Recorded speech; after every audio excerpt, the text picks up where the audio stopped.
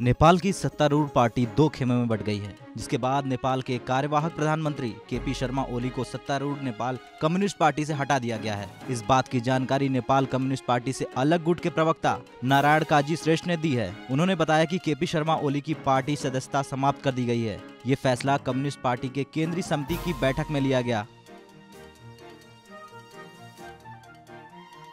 Nepal communist party ने KP Sharma Oli को संसदीय दल के नेता पद से हटाकर पुष्प कमल दहल प्रचंड को नया संसदीय दल का नेता चुना था। ये सब शायद इस वजह से हुआ क्योंकि ओली ने कुछ दिनों पहले संसद को भंग कर दिया था, जिसका विरोध पूरे नेपाल में हुआ, जिसके बाद से ही ओली की कुर्सी डगमगाने लगी थी, यानी कि उनकी स्थिति कमजोर हो गई थी। हालांकि उस वक्त ओली ने सरकार को कमजोर करने की साजिश बताते हुए अपने संसद भंग फैसले को सही ठहराया था। तो वहीं जब से नेपाल की संसद भंग करने का फैसला लिया गया है, तब से केपी शर्मा ओली और कमल दहल प्रचंड के गुटों में रार बढ़ी हुई है।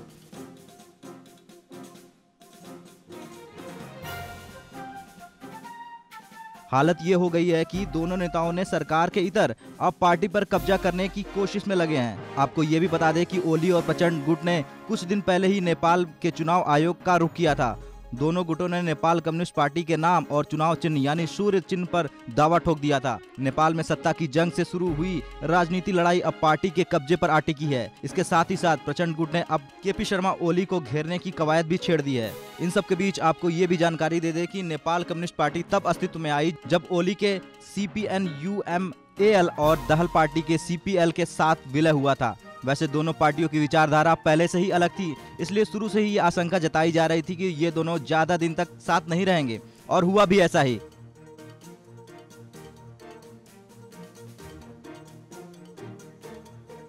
दो साल के अंदर अंदर कम्युनिस्ट पार्टी का दो टुकड़ों में बंटना अब लगभग तय हो गया है। तो वहीं ओली एक प्रधानमंत्री के तौर पर शुरू से चीन के इशारे पर काम करते रहे और इस दौरान उन्होंने भारत विरोधी भावनाओं को भड़काया। लेकिन अब जब ओली को ये पता चल गया कि भारत के बिना उनका काम नहीं हो सकता, तो अब उन्होंने चीन का साथ छोड़ दिया और फिर भारत को खुश करने के लिए ओली ने चीन के खिलाफ बड़ा बयान दे डाला।